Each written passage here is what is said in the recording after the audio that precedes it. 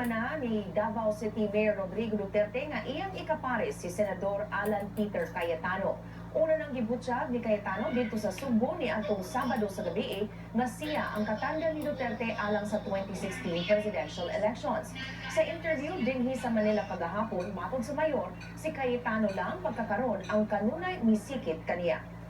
At this time, it is si Peter Alan Cayetano ang sunod ng sunod sa akin. Kung ikaw, kaya mo sabihin, stop, mas ganyan. Ayaw ko, baka. Yung mabait naman yung tao, competent naman, able, educated. Ginganlan na saab ni Duterte ang mga senador nga iyang paluyuhan atol sa kampanya.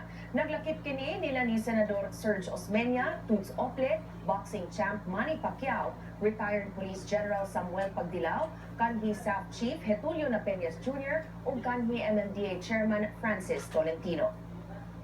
Magtagbo sa dili pa ang Huwebes ang mga sakop sa PDP laban o si Mayor Duterte. Gipaabot nga formality na lang ang tanang sunod himuon sa partido, sanglit sila mismo ang partido nagsigi og hat or aghat ni Duterte paghulit sa ilang presidential aspirant kinsa una nang miatras.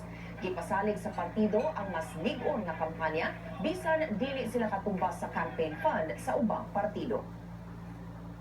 Wala na po kaming ambition to match the budget of the other candidates, but we will match their energy. Alang sa election lawyer, Attorney Romulo Macalintal, huli